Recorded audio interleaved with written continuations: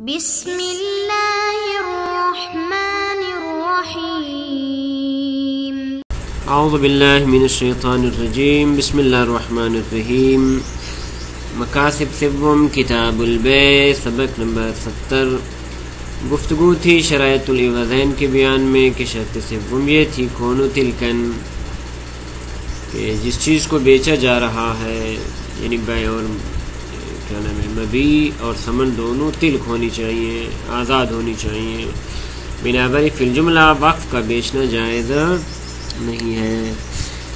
تو اس سبق میں ابھی تک گفتگو شروع ہے 10ویں صورت میں کہ 10ویں صورت میں یہ تھی کہ یہ تھا کہ عین موقوفہ کا باقی رکھنا یہ موجب بن رہا ہے کس کا؟ خونریزی کا۔ تو یہاں پہ دو فرض بیان کیے گئے تھے، فرض اول میں بیچنا جائز تھا جبکہ فرض دوم میں بیچنا جائز نہیں تھا۔ تو مصنف فرماتے ہیں کہ فرض دوم میں بیع کرنا جائز نہیں ہے۔ تو اسی صورت کے ذیل میں جناب مصنف نے مکاتبہ علی بن مہزجار کو ذکر کیا تھا کہ جس کی بنیاد پہ بعض فقہا نے فتویٰ دیا تھا کہ بیچنا جائز ہے۔ تو اس کا ایک جواب ہم نے پچھلے درس میں ذکر کیا ہے۔ نیز فرماتے کہ اسی مکاتبہ مشورہ کے ساتھ فقہا نے صورت نوہم پر استدلال کیا کہ اس میں بیچنا جائز ہے۔ صورت نوہم یہ تھی کہ اگر ضرر عظیم کا خطرہ ہو تو پھر بیچنا جائز نہیں، وگرنہ بیچنا معذرت جب ضرر عظیم کا خوف ہو اس کو باقی رکھنا تو پھر بیچنا جائز ہے۔ تو یہاں پہ ہم اس کا جواب بھی بتاتے ہیں اور اس کے علاوہ پھر بیان کریں گے کہ مکاتبہ مشورہ جو ہے یہ قط کو بھی شامل ہے، ظن اور شک کو بھی شامل ہے، جیسے تمام موارد کو شامل ہے۔ درحالہ کہ فقہا نے جو فتویٰ دیا ہے وہ صرف قط اور ظن کی صورت میں ہے، اما احتمال اور شک کی صورت میں وہ فتویٰ نہیں دیتے۔ اس بنیاد پہ یہ جو مکاتبہ ہے اس کا تعلق اس فتوی مشہور کے ساتھ نہیں ہے، یہ گویا کہ مشہور فقہا نے اس کے مطابق عمل نہیں کیا، اس کے مضمون کے مطابق عمل نہیں کیا۔ تو نیز یہ کہ یہ جو روایت ہے یہ اس 10ویں صورت کے فرض اول کے ساتھ زیادہ مناسبت رکھتی ہے، اور ہم نے بھی کہا ہے کہ فرض اول میں بیچنا جائز ہے۔ تو ابھی تک گفتگو جاری ہے، جناب شیخ انصاری رحمۃ اللہ علیہ کی جو نظر نہائی ہے وہ ابھی تک بیان نہیں ہوئی۔ تو فرماتے ہیں الصورۃ العاشرہ یہ تھی کہ ان یلزم فساد کہ ابقاء عین موقوفہ کی صورت میں ایسا فتنہ پیش آتا ہے کہ یستباح من الانفس کہ جس سے جانے کا خطرہ انسانوں کی یہ موقوف علیہم کی جان ختم ہونے اور تلف ہونے کا خطرہ ہے۔ تو فرماتے ومما ذکرنا یہ جو ہم نے 8ویں صورت میں بیان کیا تھا اس سے یظہر تقریب الاستدلال علی الصورت التاسع ورد، اس سے نامی صورت پہ جو استدلال کیا گیا ہے اس کی تقریب بھی ظاہر ہو جاتی ہے اور اس کا رد بھی ظاہر ہو جاتا ہے۔ وہ اس طرح کہ صورت تاسع یہ تھی کہ اگر ضرر عظیم کا خطرہ ہو تو پھر بیچنا جائز ہے۔ تو اس کے جواب میں اس کا رد بھی مشخص ہو گیا۔ کس طرح رد مشخص ہو گیا کہ ہم نے سورہ ثامنہ میں ذکر کیا ہے کہ یہاں پہ جو مہم ہے وہ یہ ہے کہ اختلاف ہونا چاہیے، مطلق اختلاف کافی ہے۔ تو جب مطلق اختلاف کافی ہے تو اس کے بارے میں کوئی بھی، کیونکہ روایت جو ہمیں کہتی ہے وہ یہ ہے کہ مطلق اختلاف کافی ہے، درحالہ کہ فقہا نے جو فتویٰ دیا ہے وہ مطلق اختلاف نہیں ہے، بلکہ ایسا اختلاف کہ جس کے بارے میں انسان کو یقین یا گمان غالب ہو کہ تلف انفس ہو سکتا ہے۔ بنابر یہ جو روایت ہے یہ سورہ تاسع پہ دلالت جواز پہ دلالت نہیں کر سکتی، کیونکہ اس کا مضمون فقہا کے فتاوی کے مطابق نہیں ہے۔ اسی طرح اما تقریب الاستدلال علی الصورۃ العاشرہ، فقہا نے بعض فقہا نے استدلال کی ہے صورت عاشرہ پہ، یعنی اس صورت میں جو ابھی ہم ذکر کر رہے ہیں وہ اس طرح کہ ان ضم تلف النفس الى تلف الاموال مع ان خوف تلف الانفس یتبعہ خوف تلف المال غالبا یدل علی اعتبار بلوغ الفتنہ فی شدہ۔ دیکھیں نا، روایت میں لفظ تلف الاموال والانفس ذکر ہے، در حالانکہ یہ جو صورت ہم نے بیان کی اس میں صرف تلف انفس ہے، تو اس پہ ہم کس طرح استدلال کر سکتے ہیں؟ تو اس کے جواب میں فقہا یہ فرماتے ہیں کہ وہاں پہ جو تلف اموال کو تلف انفس کے ساتھ ملایا گیا ہے، اس سے یہ مراد نہیں کہ دونوں مل کے علت بن رہے ہیں،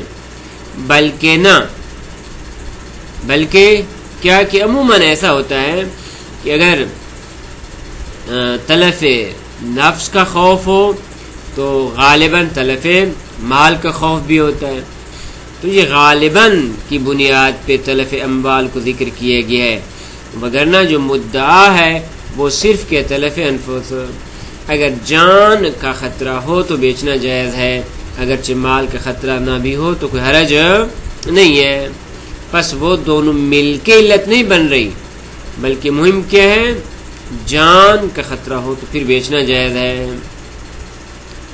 یہ فرماتے ہیں کہ تلف انفس کو ملانا تلف اموال کے ساتھ اس طرح کے تلف انفس کا خوف یہ عموماً کیا ہوتا ہے، تلف مال کا خوف بھی اس کے ساتھ ہوتا ہے، تو یہ انضمام یدلو دلالت کرتا ہے علی اعتبار بلوغ الفتنہ فی شدہ، کہ یہ فتنہ و فساد شدت میں اتنی حد تک پہنچ جائے کہ یخاف منہ تلف الانفس، کہ اس سے جان کا خطرہ ہو، کہ ممکن انسان کی جان چلی جائے، تو اس بنیاد پہ پھر اس کے بیچنا جائز ہو جائے گا۔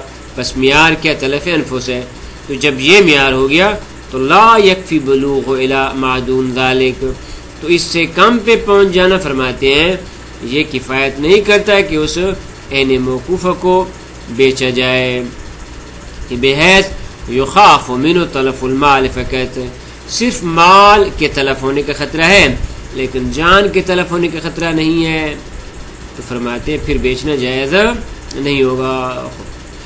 تو یہ تقریبی استدلال ہے۔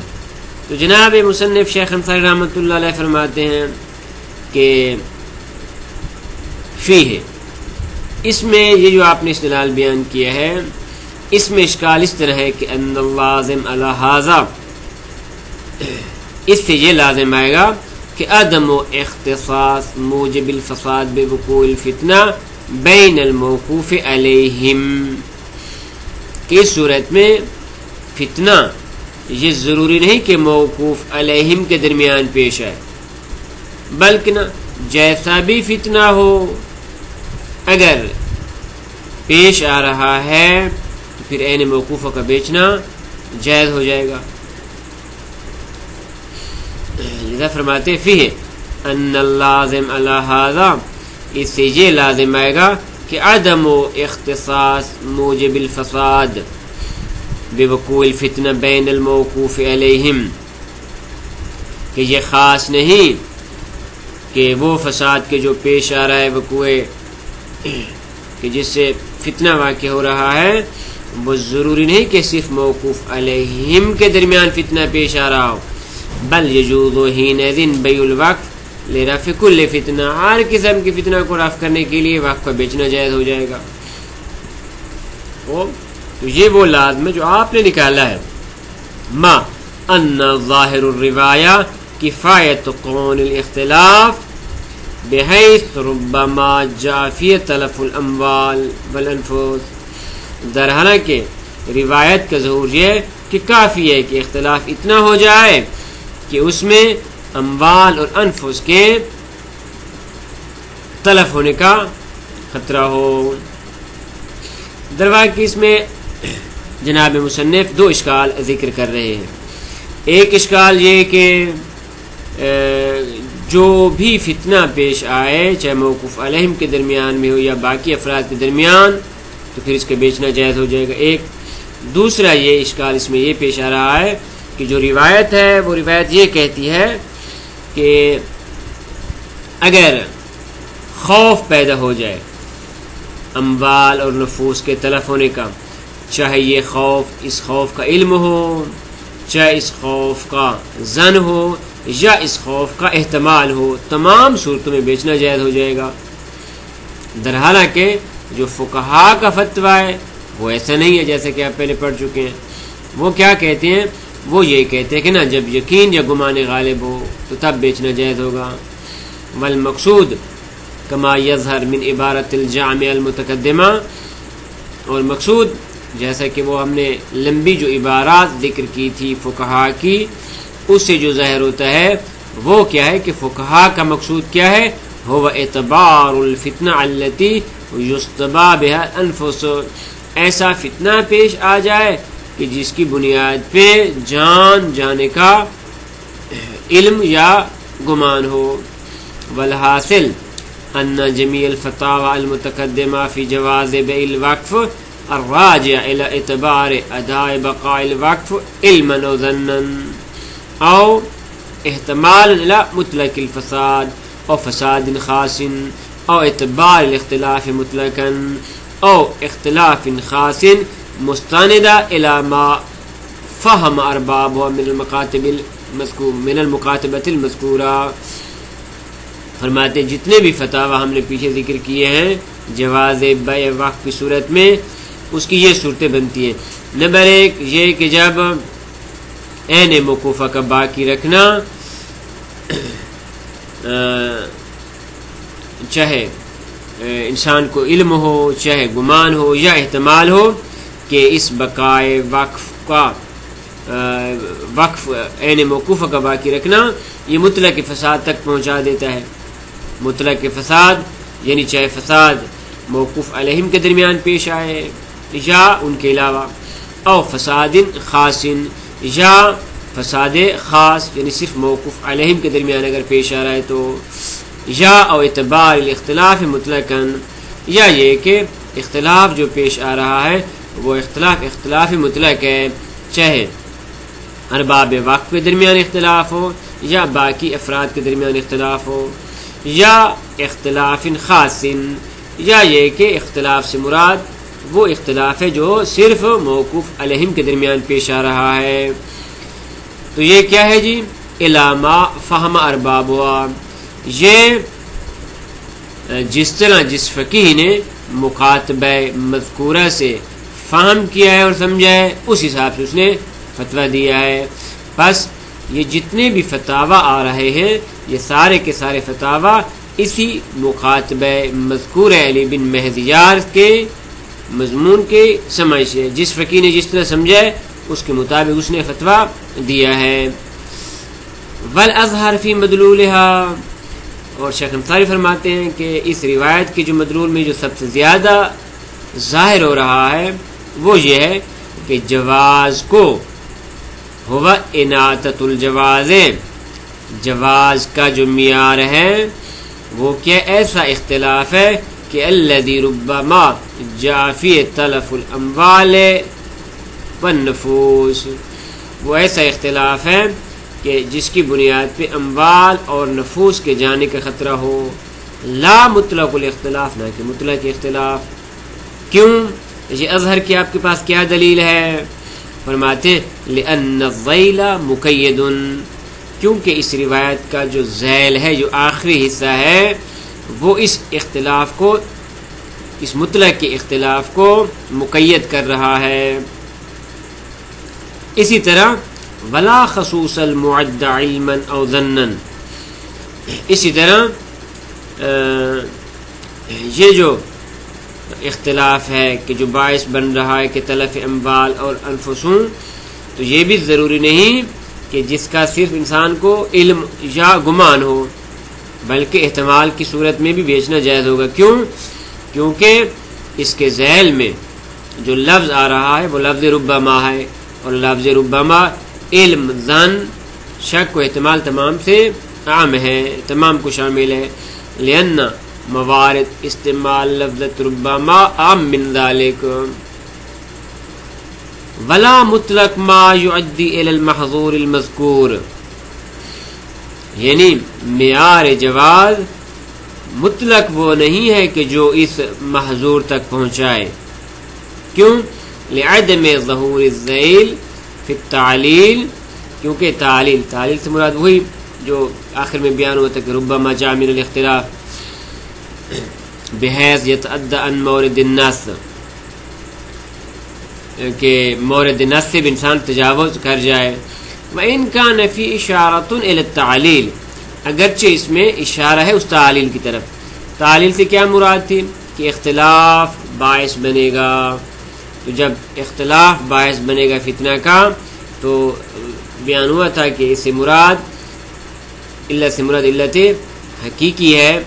تو پس معیار ہمارے پاس وہ فتنہ ہو جائے گا، چاہے وہ فتنہ موقوف علیہم کے درمیان میں ہو یا باقی افراد کے درمیان میں ہو.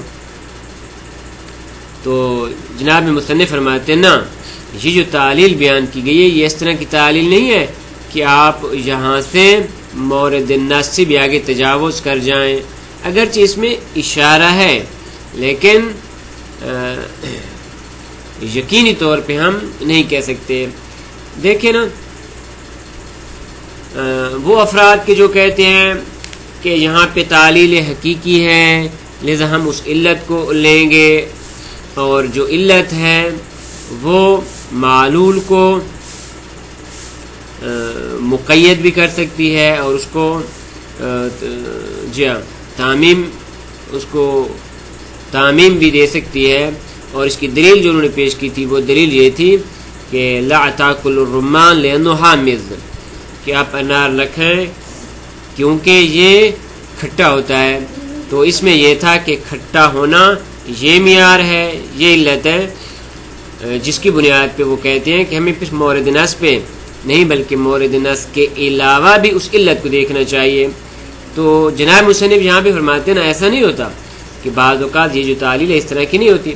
مثلا دوسری مثال وہ ذکر کرتے ہیں کہ کہا جاتا ہے کہ اگر ایک مومن کہتا ہے کہ میں فلاں مسجد میں نماز پڑھتا ہوں لأنه اکبر، کیونکہ وہ بڑی مسجد ہے.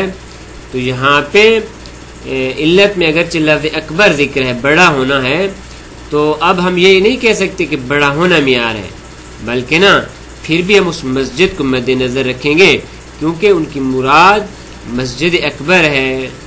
تو یہاں پر بھی ایسے ہی ہے، اگرچہ اس میں اشارہ ہے اس تعلیل کی طرف، لیکن اس طرح نہیں کہ مورد نص سے بھی تجاوز کر دیں. وعلی ما ذکرنا، بنابراً جو ہم نے ذکر کیا ہے، فالمخاطبہ غیر مفتن بہا عند المشہور، پس مشہور فقہا نے مخاطبہ کے مطابق فتویٰ نہیں دیا. کیوں؟ لأن الظاہر اعتبارہم العلم او الظن، کیونکہ فقہا نے جو فتویٰ دیا ہے انہوں نے معیار علم اور ظن کو قرار دیا ہے کہ بے ادائے بقائر الخراب، کہ اس عین موقوفہ کا باقی رکھنا خرابی کا موجب ہو، اس کے بارے میں انسان کو علم ہو یا گمان ہو. اور یہ جو ظہور ہے الملازم للفتنة الموجبہ لاستباحة الاموال والانفس، جی ایسا خراب کہ جو ملازمت نہیں رکھتا اس فتنے کو کہ جو موجب ہو اموال اور انفس کے. فیکون النسبہ بین فتوی المشہور و مضمون الروایہ عموما من وجہ، تو بنابراً فقہا کا جو فتوی، یہ مشہور کا جو فتویٰ ہے اور اس طرح جو روایت کا مضمون ہے، ان کے درمیان عموم خصوص من وجہ کی نسبت بن جائے گی. یعنی بعض ایک مورد میں مشہور اور مضمون روایت ایک جیسا ہے، اور ایک جگہ پہ مشہور کا فتویٰ اور ہے جبکہ مضمون روایت اور ہے، اور ایک جگہ پہ مضمون روایت اور ہے درحالہ کہ فقہا نے اس کے مطابق فتویٰ نہیں دیا. تو عموم خصوص من وجہ کی نسبت ہو جائے گی. تو جب عموم خصوص من وجہ کی نسبت بن جائے گی تو پھر اس روایت کی بنیاد پہ وہ جو شہرت موجود ہے وہ فقہا کی شہرت اس کے ضعف کو جبران نہیں کر سکتی. لیکن الانصاف، لیکن انصاف یہ ہے کہ ان ھذا لا یمنع من جبر ضعف الدلالہ، لیکن الانصاف، لیکن فرماتے انصاف یہ ہے کہ آپ کیسے کہہ سکتے ہیں کہ بھی مضمون روایت پہ عمل نہیں ہو رہا. فرماتے ہیں بالآخر کلی طور پہ مضمون روایت کے مطابق عمل ہو رہا ہے، لیکن فرق یہ ہے کہ بعض نے اس روایت کے ذیل کے مطابق فتویٰ دی ہے، بعض نے صدر کے مطابق فتویٰ دی ہے، بالآخر اسی روایت کے مطابق عمل ہو رہا ہے. فقہا اپنا اپنا فتویٰ دے رہے ہیں. تو جب فقہا اسی روایت کے مطابق ہی فتویٰ دے رہے ہیں اور شہرت موجود ہے عمل پہ، تو پھر وہ کہ عمل مشہور یجبر الضعف، مشہور کا عمل کرنا کسی روایت پہ وہ جابر ہے. تو بس یہ بھی جابر ہے یہاں پہ. لذا فرماتے لیکن الانصاف ان ھذا لا یمنع من جبر ضعف دلالة الروایہ وقصور مقاومات للعمومات المانعہ بالشہرہ، کہ اس سے کوئی معنی نہیں کہ اس میں جو شہرت ہے، عمل مشہور جو ہے وہ اس روایت کی جو دلالت ہے اس کے ضعف کو جبران کر رہا ہے، اور یہ روایت پھر وہ عمومات کے جو معنی ہیں ویسے ان کے مقابلے بن سکتی ہے. کیوں؟ لأن اختلاف فتاوی المشہور، کیونکہ فتاوی مشہور کے درمیان جو اختلاف ہے انما هو من حیث الاختلاف فی فہم المناط الذی انیت به الجواز من قول علیہ السلام، وہ اس بنیاد پہ ہے کہ فقہا نے جواز کا جو معیار قرار دیا ہے اس روایت میں وہ مختلف ہے، اگرچہ اسی روایت سے لیا گیا ہے، اور وہ جناب اس قول سے کہ ان کان قد عالم الاختلاف، کہ جب اس کو ملایا جائے فإن ربما جاء فی الاختلاف. تو خلاصہ نتیجہ یہ نکلا کہ یہ جو روایت ہے یہ اب فقہا کے عمل کی بنیاد پہ یہ اب اتنی قوی ہے کہ وہ عمومات کے جو معنی تھے اس بات سے کہ آپ وقت کو نہیں بیچ سکتے، یہ روایت ان کا مقابلہ کر سکتی ہے. لذا اس روایت کے مطابق عمل کرتے ہوئے بیچنا جائز ہے. وصلی اللہ علی محمد و اہل بیت الطیبین الطاہرین.